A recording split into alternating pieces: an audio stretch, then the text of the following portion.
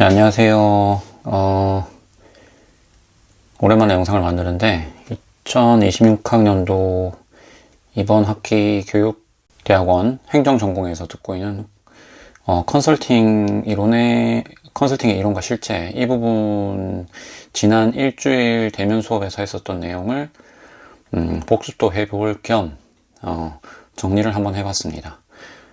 필기 내용은 제법 많은데 일주일 동안에 오프라인 대면 활동에서 진행된 수업 내용을 가지고 제가 필기한 내용과 제가 생각하기에 중요하다고 생각된 내용을 정리를 한번 해보겠다고 생각을 했고, 복습도 될 뿐더러 공유를 하면 다른 분에게도 도움이 되겠다라는 생각이 들어서 이렇게 영상을 만들게 되었습니다. 이 화면을 같이 보시면 제목은 학교 컨설팅의 이론과 실제, 여기 학교라는 단어를 꼭 붙여야지 되는 과목입니다. 학교 컨설팅의 이론과 실제. 물론 수업 초반에는 교사를 대상으로 한 수업 컨설팅 같은 얘기도 했고, 우리 사전 과제로 나온 것들도 그 논문의 내용이 주로 학교에서 선생님을 대상으로 한, 교사를 대상으로 한 수업이나 학생 생활지도 컨설팅에 가깝습니다. 하지만 이 강의는 기본적으로 학교 컨설팅, 학교 전체를 대상으로 하는, 혹은 학교의 많은 구성원들을 대상으로 하는 컨설팅이라고 보시면 되겠습니다. 그래서 학교 컨설팅의 이론과 실제이고, 이론과 실제니까 이론 부분은 컨설팅에 대해서 배우는 것이라고 생각하면 되고, 실제는 교수님이 2주차에 실행해보는 워크숍 형태로 진행한다고 하셨기 때문에 실제 과정은 아직 2주차에 좀 남아있다. 1주차에도 이 부분을 일부 준비를 하기는 했습니다. 이 학교 수업 컨설팅의 이론과 실제에서 수업 목표는 먼저 컨설팅을 이해하고 컨설턴트가 되어가는 과정이다. 이건 제가 이렇게 정리하긴 했는데 교수님도 여러 번 말씀을 하셨어요. 컨설팅을 이해하는 것도 이해하는 것인데 컨설팅에 대한 오해가 많고 사실상 컨설팅이라고 불리지만 참된 컨설팅이라고 부르기 힘든, 자발성 높고 컨설팅의 방식도 옳지 못한 방식의 컨설팅이 많기 때문에 제대로 된 컨설팅을 알고 그 컨설턴트가 되어가는 과정으로서의 수업을 설계하셨다고 하셨습니다. 그러니까 우리의 목표도 2주의 과정이 끝나고 나면은 컨설턴트가 될 수 있는 역량을 키우는 게 되겠죠. 컨설턴트에게 필요한 전문성이 두 가지인데 크게 내용 전문성과 방법 전문성입니다.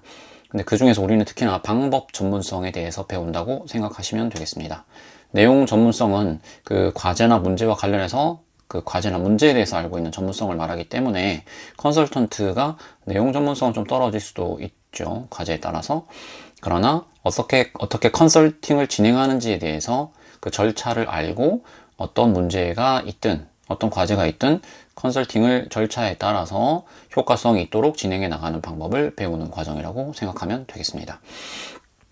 자, 학교 컨설팅의 목적인데, 이 목적은 학교가 교사들로 구성되어 있고, 교사들은 마땅히 스스로가 전문가라고 생각하는데, 사회의 평가는 교사들의 집단을 준 전문가 조직으로 취급한다는 거죠.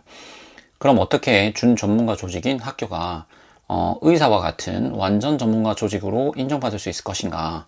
이런 고민 가운데 나온 것이 바로 컨설팅입니다. 그러니까 우리 학교가 컨설팅을 통해서 완전 전문가 조직이 될 수 있다. 혹은 학교를 컨설팅을 통해서 완전 전문가 조직으로 만든다입니다. 그러니까 학교 컨설팅의 목적은 학교가 혹은 교원이 완전 전문가로 성장하는 것, 그걸 돕는 게 바로 학교 컨설팅이 되겠죠. 컨설팅이라는 말은 쉽게 말하는 의사들 간의 협진 혹은 컨설팅이라고 볼 수 있습니다. 어떤 새로운 처방이나 처치법, 수술 방법 등이 나오면 그걸 서로 공유해 온 게 의사들의 특징이라는 거죠. 그래서 수치로 말한다면 의사는 700년의 전문성을 갖고 있다. 앞서 축적된 경험이 그 다음 세대에게도 전달된다. 그렇게 전문성을 확보해왔다라고 볼 수가 있습니다. 자, 이 목적을 이루기 위해서 컨설팅이 필요하다. 그러니까 우리가 전문직으로 인정받지 못하는 상황에서 전문직으로 나아가기 위해서 어쩌면 학교 컨설팅은 반드시 필요하다고 볼 수 있습니다. 자, 그럼 학교 컨설팅은 학교 컨설팅에서 컨설팅의 정의를 먼저 살펴보면 의뢰인의 문제 해결과 성장을 돕는 전문적 지원 과정이라고 볼 수 있습니다. 교수님은 그 수업 진행을 할 때 선생님들의 경험을 듣고 주된 그 개념들을 하나씩 분석하고 강의를 진행을 하고 강의 이후에 실천 문제나 성찰 문제를 가지고 선생님들이 다시 강의를 되돌아보고 컨설팅을 할 준비를 할 수 있도록 진행을 하셨어요. 그럼 이것도 다 필기에 보면 정리가 되어 있습니다. 의뢰인의 문제 해결. 자, 문제란 무엇인가? 해결이란 무엇인가? 성장을 돕는 성장이란 무엇인가? 그리고 전문적 지원 과정. 전문적이란 것이 무엇인가? 이런 것들을 알아나가는 과정들이 세부적으로는 뭐 교재에 있거나 강의에 있었거나 필기에 되어 있다고 보면 되겠습니다. 자, 이렇게 정의를 하게 되면 그 구분을 할 수 있게 되죠. 컨설팅인 것과 컨설팅이 아닌 것을 정의를 통해서 알 수 있게 됩니다. 컨설팅과 비슷하지만 컨설팅이 아닌 것으로 언급되는 것은 장학, 연수, 감사 등이 있습니다.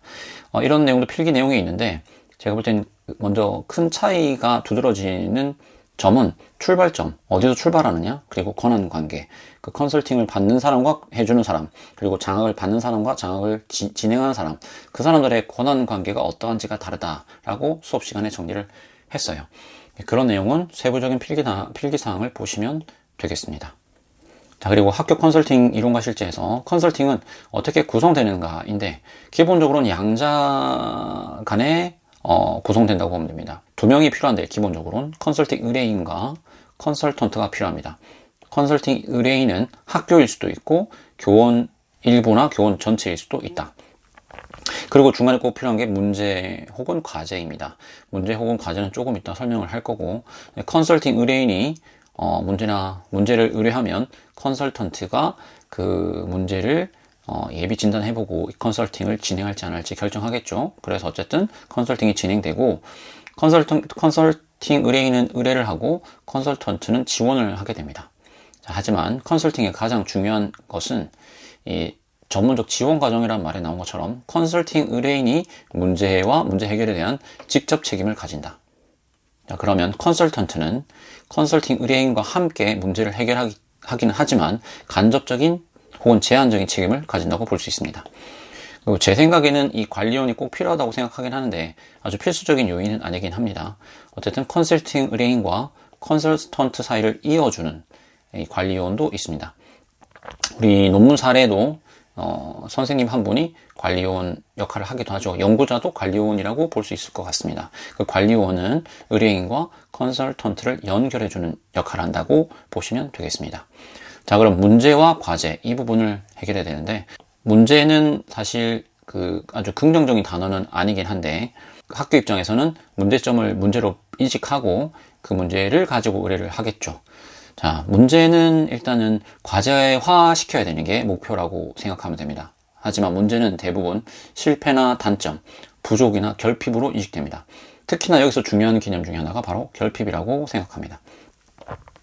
이 컨설팅을 진행하고 준비할 때 문제 컨설팅을 진단할 때 어떤 것을 결핍으로 인식하게 되면 잘못하면 투입만 하게 된다든지 다른 사람을 탓하게 된다든지 이럴 가능성이 높아지게 됩니다. 그래서 우리가 많은 경험이 없기 때문에 어떤 의뢰 내용이 왔을 때 그것을 문제로만 해석하기 쉽다. 예. 그러니까 이걸 어떻게 바꿔야 되느냐? 문제가 아니라 어떤 관점의 전환이라고 생각할 수도 있는데 과제라고 생각하는 겁니다. 우리의 현 상태가 나쁘다고 가정하는 것이 아니라 우리는 현 상태를 기반으로 더 높은 단계, 더 높은 수준으로 성장하기를 원한다.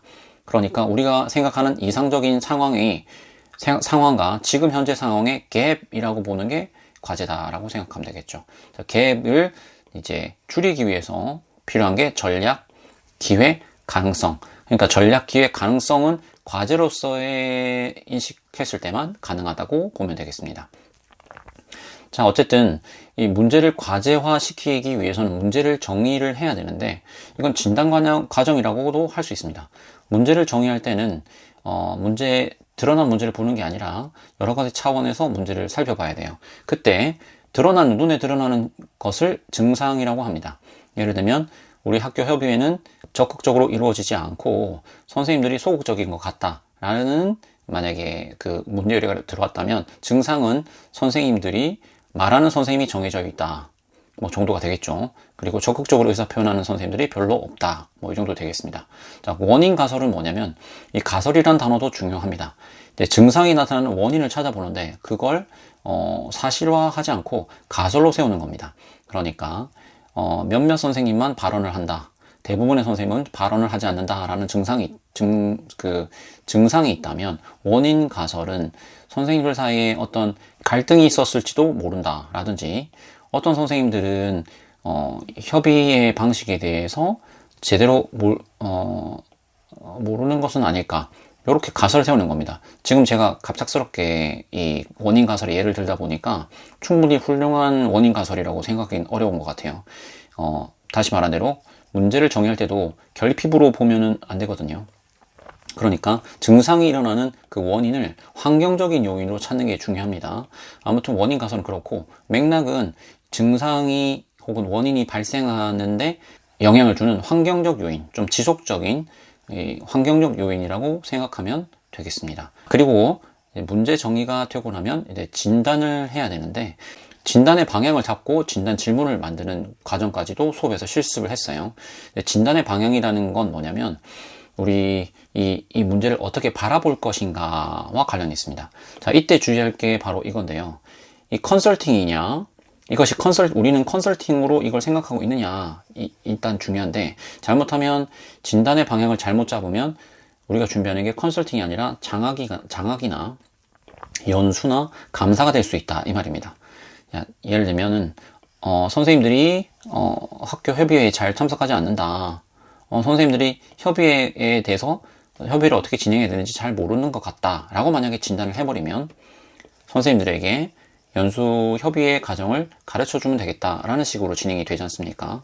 그러면 문제를 잘못 정의하고 잘못 진단하면 그게 컨설팅이 아니라 연수처럼 진행될 수 있다라고 보면 됩니다. 그러니까 진단의 방향이 컨설팅으로 이루어질 수 있도록 진단한다 라고 보시면 될 것 같습니다.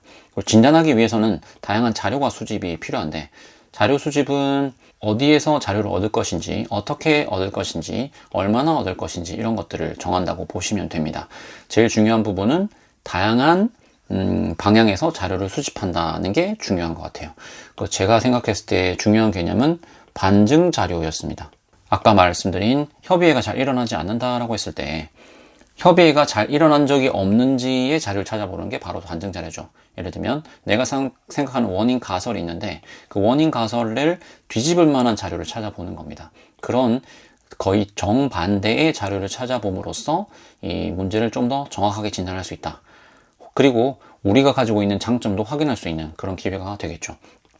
그래서 진단 질문은 다양한 자료를 수집하기 위한 질문인데, 질문을 만들고 자료를 수집할 수도 있지만 자료 수집의 어떤 종류에 대해서 결정하고 질문을 뽑아낼 수도 있을 것 같다는 생각을 좀 하긴 했습니다. 이 부분은 실제로 수업 시간에 해봤는데, 진단 질문 만들기나 자료 수집, 어떤 자료를 썼으면 좋겠는가, 브레인스토밍 하는 것은 어렵지 않았는데, 우리가 컨설팅 하더라도 시간과 공간과 사람의 에너지에 제약이 있을 거기 때문에 무한한 자료나 무한한 자료 수집원을 사용할 수는 없죠. 그걸 줄이려고 하다 보면 어느 정도 브레인스토밍 차원을 넘어서서 좀 자료를 줄여야 합니다. 자, 그때 진단 질문을 적절하게 만들어 사용할 수 있다. 그리고 그 진단 질문은 우리가 진행하는 이 컨설팅이 제대로 진행될 수 있도록, 컨설팅답게 진행될 수 있도록 진단 질문을 만드는 것이고, 진단 질문은 선생님들이 제시한 의뢰 내용과 관련이 있을 수 있다고 보면 되겠습니다. 그리고 나서 실행과 실습을 하게 됩니다. 실습은 지금까지는 문제를 정의하는 실습도 해봤고, 그 다음에 자료 수집하는 것도 해봤고, 그 다음에 진단 질문을 만드는 방법도 해봤습니다. 그리고 또 하나 더 한 게 첫 만남, 이제 관계 형성이죠. 관계 형성을 위한 질문도 하고 실습도 해봤습니다. 짧은 시간이지만 어쨌든 한번 복습을 해봤습니다.